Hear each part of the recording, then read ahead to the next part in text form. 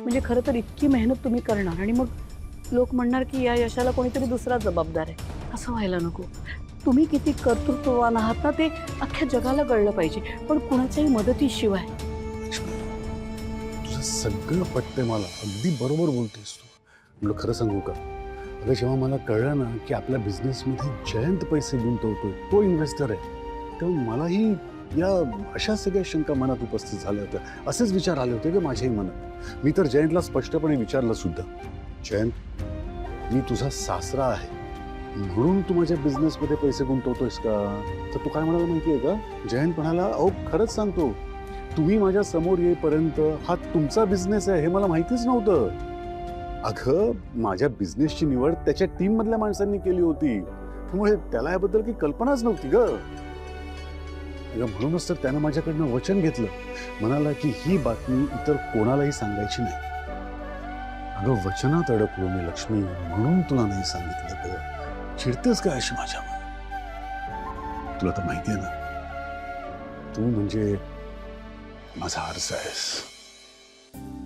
आरशात पाहिलं किंवा तुझ्या डोळ्यात पाहिलं, माझ्याकरता दोन्ही गोष्टी एकच आहेत. इतर कोणीही म्हणजे जगाने काय विचार केला माझ्याबद्दल मला काही फरक पडत नाही लक्ष्मी, पण तुला माझ्याबद्दल काय वाटतं हे माझ्याकरता सगळ्यात जास्त महत्वाचं आहे. माहितीये,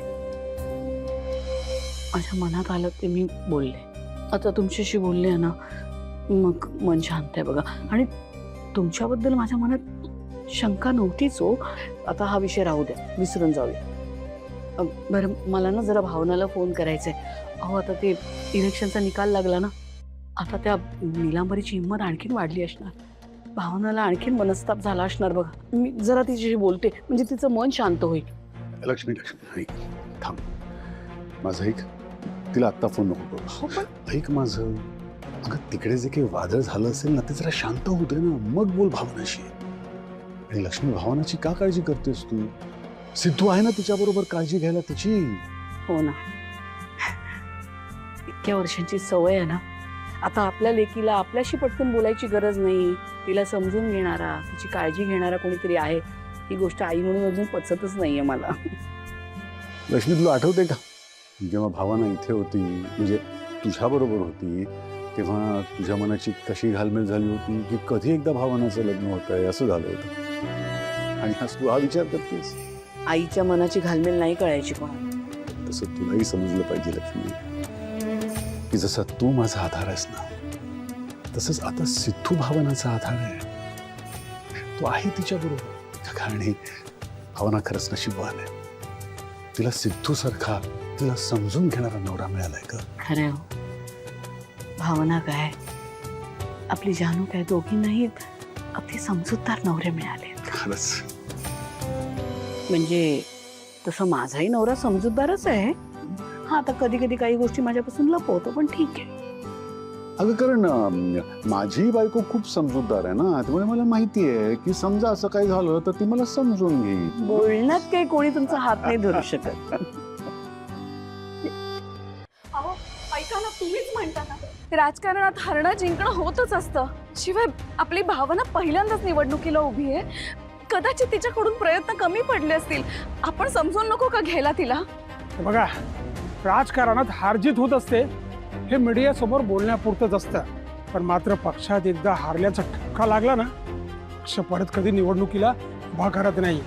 नाहीतर काय, आता आपला पक्ष तर आपल्यावरती डूब धरून राहीलच, पण समाजात गाडे पाटलांच्या नावाला पट्टा लागले ना. आई काय बोलताय तुम्ही? हे राजकारण, तिकीट, हरणं जिंकणं हे आपल्या माणसांपेक्षाही मोठं आहे का? अतिशहाण्या सुनबाई, ज्याबद्दल आपल्याला माहिती नाही ना त्याबद्दल बोलू नये, आणि मोठी माणसांची किंमत करणारे.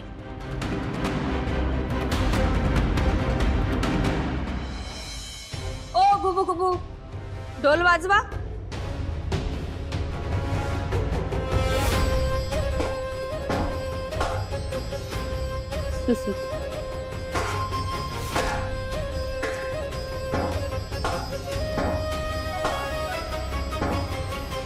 बस असंच माझ्या तालावर नाचत राहायचं, कळलं का? सुरुवात तुमच्यापासून झालीये, पण घरातल्या सगळ्यांना माझं हे म्हणणं ऐकावंच लागणार. माझ्या तालावर नाचावं लागणार, धाप लागेपर्यंत नाचावं लागणार. असं जी गोष्ट मी करून दाखवणार आहे ती 10 वेळा का बोलून दाखवू? मला माहितीये तुम्हाला कोणालाच आनंद झाला नाहीये मी निवडणूक जिंकल्याचा. अरे अरे तुम्हाला सगळ्यांचे चेहरेच सांगतायत रे. पण काय ना मंडळी, एखादी आनंदाची बातमी असेल ना तर ती गोड वाटून सेलिब्रेट करतात, हो की नाही? म्हणून मी तुमच्यासाठी पेढे आणले तोंड गोड करायला, आणि कोणीही नाही म्हणायचा प्रयत्न करायचा नाही. येतंय ना लक्षात? ओ गुबू गुबू वाजवा. आई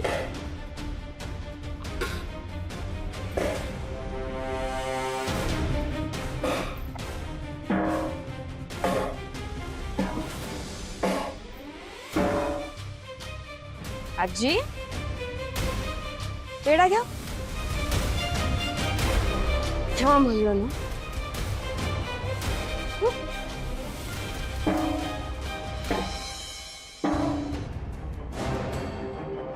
माझा लाडका दीर, माझी लाडकी जाऊबाई, त्याचं काय ना, मी सगळ्यांच्या हातात पेढा दिला, पण तुमच्या दोघांच्या हातात नाही देणार. कसं ना, हारण्याच्या दुःखात आहात ना तुम्ही, सांत्वन करायला पाहिजे ना तुमचं, बरोबर आहे की नाही?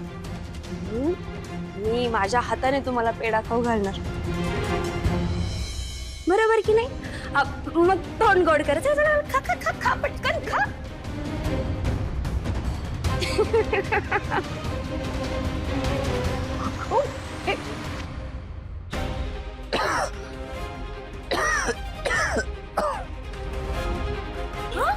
काय झालं? वहिनी काय होतं पेढ्यामध्ये? अरे अरे अरे काय झालं? मिरची जमली. मिरची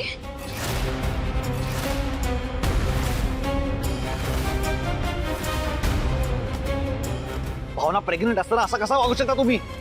अरे एक निवडणूक काय जिंकलं, इतकी डोक्यात हवा गेली. चल दे पाणी प्यायला. हो पटकन नाही. तुम्ही काय बघत बसलाय? वाजवा तो ढोल, वाजवा.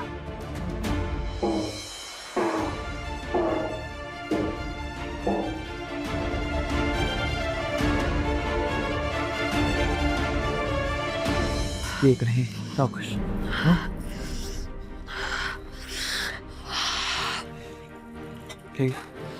आणि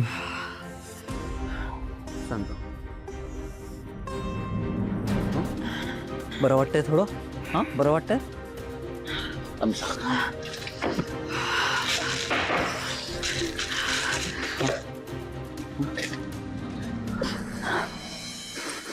शांत हो. हा श्वास घे मोठा. बरं वाटतंय थोडं? मदन नाही नाही, अहो तुम्हाला पण. मी ठीक आहे. हे घ्या, तुम्ही आधी पाणी घ्या आणि थोडी साखर ही घ्या. साखर पण.